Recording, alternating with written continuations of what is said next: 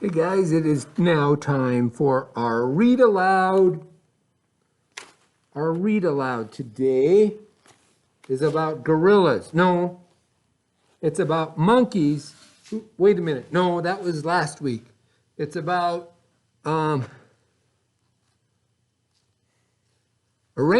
No, no, apes. That's what it is. Apes.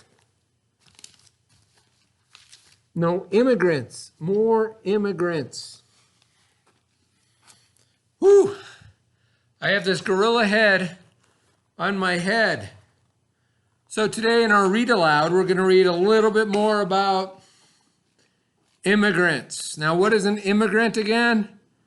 Somebody in a land, they came from somewhere else, another land, right? And we've been reading about immigrants for a couple weeks, and we're going to read a little bit more. I want you to think about, if you were an immigrant, what might you tell your friends back home that might have been in a different country than you, or you left that country? What might you tell them? So think about that. You came to the United States. What kind of neighborhood did you move into? Were the people like you, or were they way different? At least in the neighborhood you're in. What kind of things might you see that you didn't see at home? What did you see when you came to the United States? Pretend. Think about that. And then how did you feel? Were you excited? Scared? Happy? Sad? Did you miss people? Or are you excited to meet new people and do new things? What kind of feelings might you have?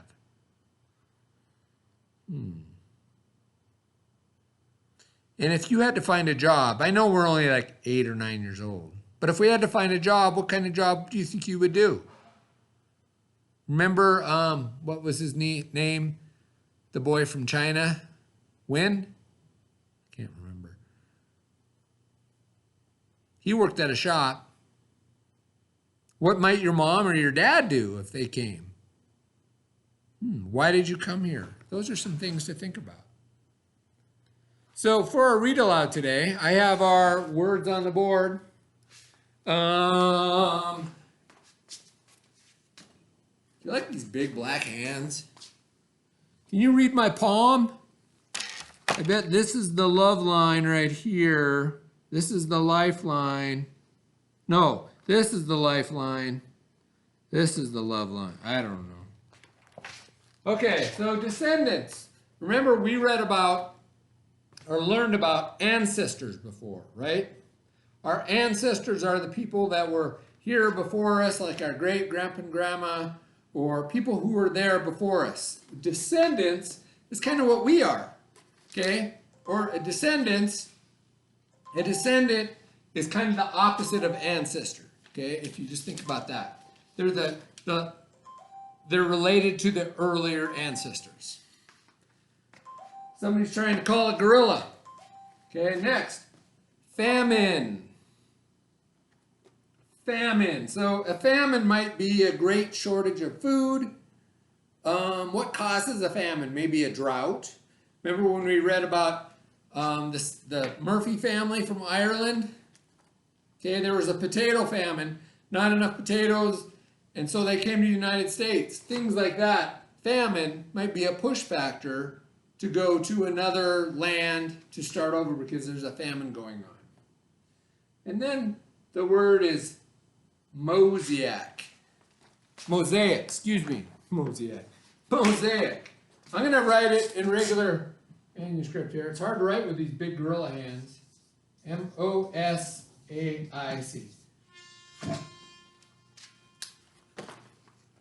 Sounds like a ship is here, a boat.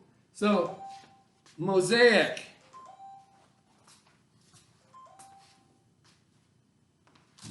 Shut that off for now. A mosaic is like a piece of artwork made up of lots of different things. So you might have a bunch of different square tiles or rectangular tiles that you put together to make one big picture. Okay, so it's kind of a picture made up of lots of little different, sometimes pictures, but sometimes different pieces. That's a mosaic. Okay, and the last word is settlers. Settlers are the people who came to settle the land, came to live on the new land, are called settlers. They kind of settled down in the new land. So, I will begin our reading in a gorilla costume.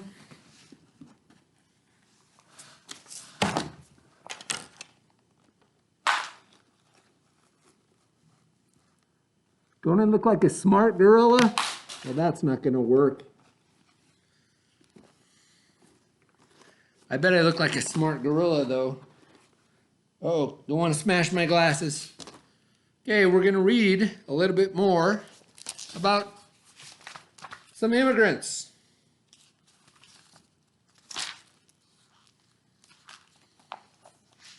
I'm going to move us over here so I can pull this.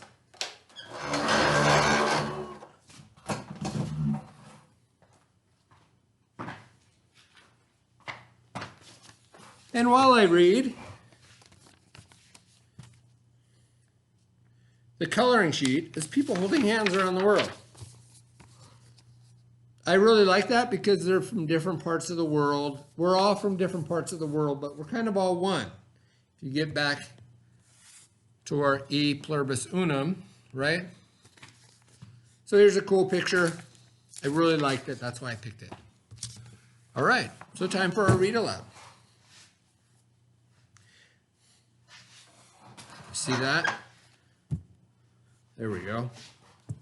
The United States is a nation of immigrants. Many of the people who live in the United States today left their homelands in other countries to come to America. Those who are not immigrants themselves can probably point to ancestors who came to the United States as immigrants in earlier times. Some can point to a mother or father who immigrated to the United States. They might have a grandparent or a great-grandparent who came to the United States as an immigrant. Others have to reach back a little farther in their family's history.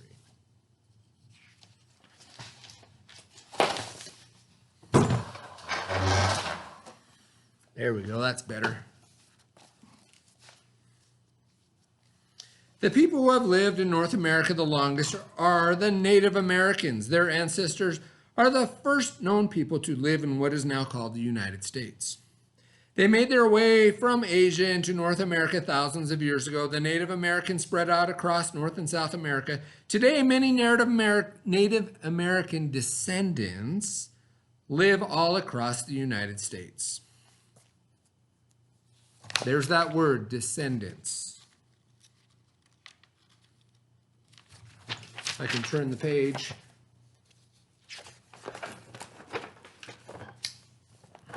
So North America, which is the United States, is in right here, and South America, and then we have Africa and Asia.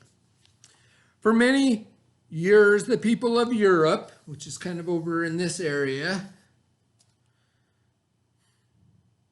did not know the Americas existed. Europe and the Americans were two separate worlds. The voyages of Christopher Columbus in 1492 changed that.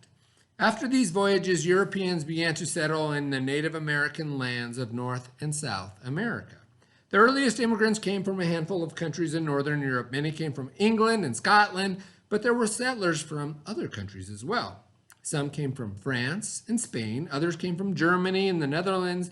They settled down to make their homes in a new land called America.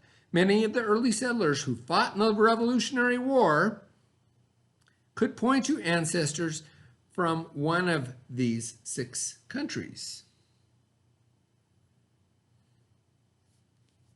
Later, immigrants began to come to the United States from other countries in Europe. And later still, they began to arrive from many other parts of the world. Why do people become immigrants? Why?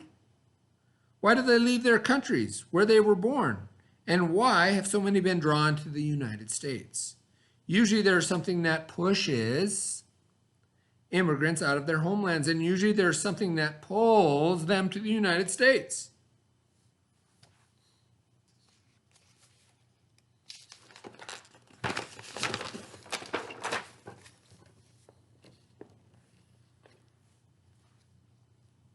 The Pilgrims who came to New England in the 1600s felt both pushed out of their homeland and pulled to the United States. Although it wasn't called the United States at the time, they were pushed to leave England because the English king would not allow them to practice their religion in the way that they deemed best of them. They were pulled to North America because they believed they would have religious freedom there.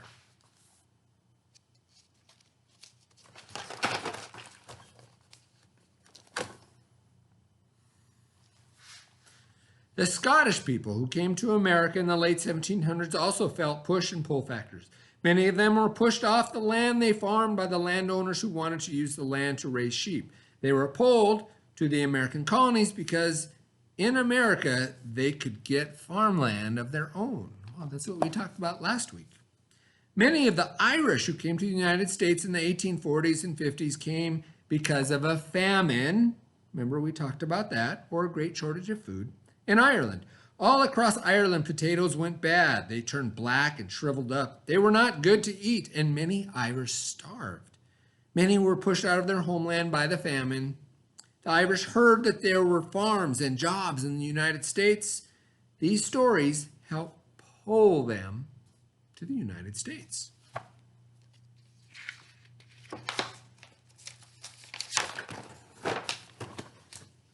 Oh, these look like Chinese. Many of the Chinese immigrants who came to the United States in the 1840s and 50s were pushed out of their homeland because they were poor. Some were pulled to the United States by the prospect, or possibility, of finding gold in the mountains of California. Others were drawn here by jobs building railroads.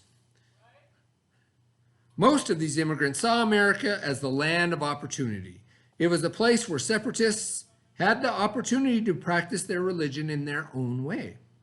It was a place where the Irish would have an opportunity to go to work on railroads or work in the communities and other jobs. Many groups were able to own their own land and provide for their families.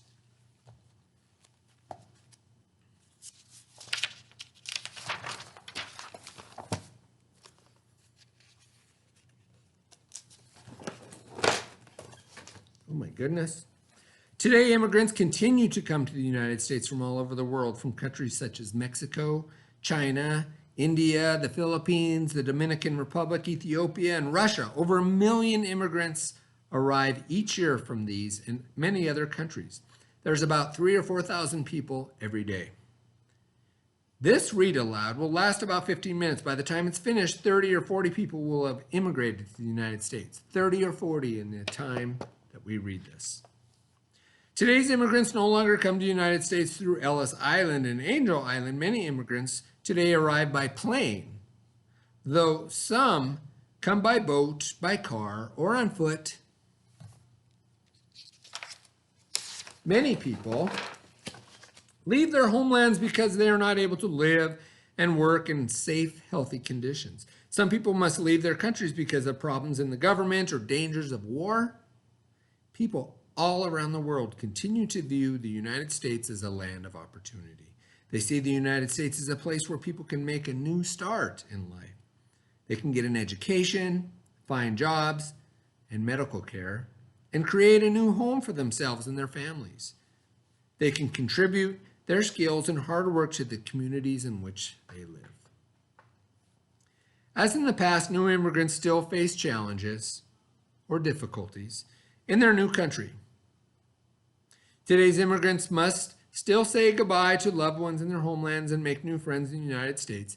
It takes time to become familiar with new ways of living. The food, the language, the weather, the ways of getting around may be different. Sometimes immigrants can use help getting used to a new life.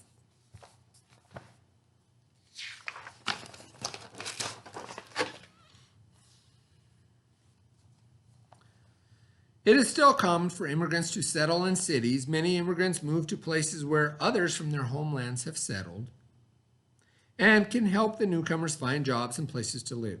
Here they can continue to share familiar customs and traditions even as they learn other ways of doing things in their new country. In this way, new and delicious foods are introduced. People can enjoy a variety of festivals and traditions from other countries. New forms of art and music became part of our communities. Workers bring new ideas and skills to their places of work. So we talked about that. Earlier, we talked about different kinds of foods. Okay. What are some of our favorite foods? We like hamburgers, pizza. Pizza is Italian. Spaghetti, tacos. Tacos is Mexican. Then there's Chinese food. There's lots of foods from China, which, because we have immigrants, we have those things in our culture today. This is the nickel. Do you see the words on top of the nickel? They say, E pluribus unum. Okay, do you remember what that means? Out of many, one. One of the powerful ideas about the United States is that it is a country where people from many different countries can join together and form one nation. From many, one. You can think of the United States as a mosaic of people from many different countries. The place where people come from is an important part of who they are. Each person brings interesting customs, new talents and ideas, and hard work to the mosaic. Like the tiles of a mosaic, each person contributes to making one nation.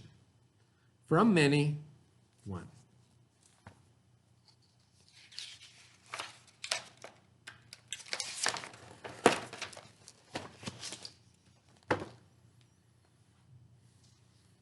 There are many songs that celebrate the unity or oneness of the American people. One of them is This Is Your Land by Woody Guthrie. You may know some of the words to the song. Right? You know the song, This land is your land, this land is my land, from California to the New York Island, from the Redwood Forest to the Gulf Stream waters. This land was made for you and me. So that's one song about the unity of the United States. California and the Redwood Forest are on the west coast. So California, okay, here's some trees, but there is a great redwood forest. New York and the Gulf Stream waters are on the east coast. Most America lies in between. Woody Guthrie was trying to say that the land belongs to all Americans. It's not just my country. It is also your country, wherever you may live in the United States, and also wherever your ancestors may have come from.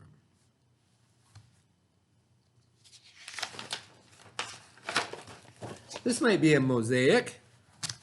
From the earliest Native Americans and those ancestors who came long ago from other continents such as Europe, Africa, and Asia, through history until today, people have come to the land that is now the United States for many reasons. Many people who live in the United States today are immigrants themselves. Others have parents or grandparents who are immigrants. Still others have ancestors whom they've never knew who immigrated to America long ago. More than almost anywhere else on planet Earth, the United States is a nation of immigrants and their descendants, a beautiful mosaic of people who have come to America from all over the world. How might this be a mosaic then? Because it's a collection of different people, a bunch of different pictures. As one picture, right? Out of many, one.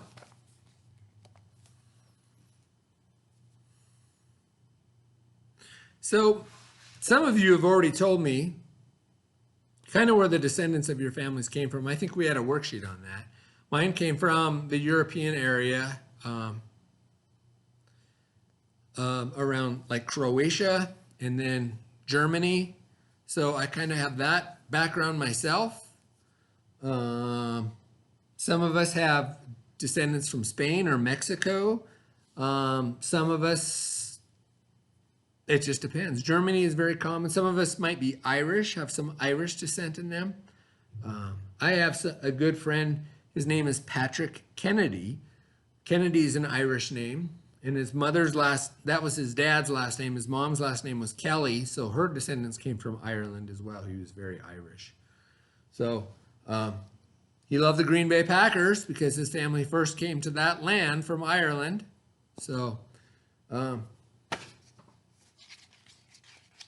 So we're all kind of from somewhere else at one point or another, at least everybody in our classroom. We all came from immigrants. My grandfather came across Ellis Island, actually. And so that's a little bit about me. So for our sheet today, I kind of brought this up earlier in this sheet. If you're a newcomer, if we're a newcomer in the United States, what might you say to somebody if you were to write some things down to a friend you had back in your own homeland? So you kind of have to pretend. So you're a newcomer. What kind of city or neighborhood did you move into? Like, what kind of people lived around you? So tell me that. Okay, what kind of people? Think of like Chinatown and why people lived in Chinatown from China. Why did they live there though? Okay, or certain boroughs in New York City. There were lots of Italian people living all together and lots of Irish people living all together. Why did they do that? So that's kind of your city neighborhood part. Then right here it says sites. And all these, if you were to come to the United States from another land, what kind of sites or what kind of things would you see? Okay? Think about that. What kind of things would you see? Where did you come from? Did you come across the Atlantic in Ellis Island? Or do you want to pretend you're from China and came from there? What kind of sights are you going to see when you come here? Over here, what kind of feelings do you have? So list. Don't just give me one. Give me several. Give me lots of them. Think about it. What kind of feelings? Are you excited? Are you scared? Are you sad? Are you missing your friends? Okay. Do you want to go back home? Are you homesick? Okay. Those are all things you have in your feelings. And then work. You know, what, if you were a little older than 8 years old, what kind of work might you do if you came here? And think about when. Okay. You're not going to work for a technology company developing software because that didn't really exist back then. So I want you to think back a ways, okay, to when maybe your family came. What kind of thing, what kind of job might your dad have or your mom or you, okay? And I want you to put that in there, make sure your name's on it, and get that turned into me. And that is it for our Read Aloud and Knowledge lesson, okay? Hope you're all well. Hope you're staying warm. I sure am with all this fur. Anyway, after this, we'll get to our handwriting, and then we'll be done for the day. So hope you're all doing well. Happy Wednesday. Happy hump day.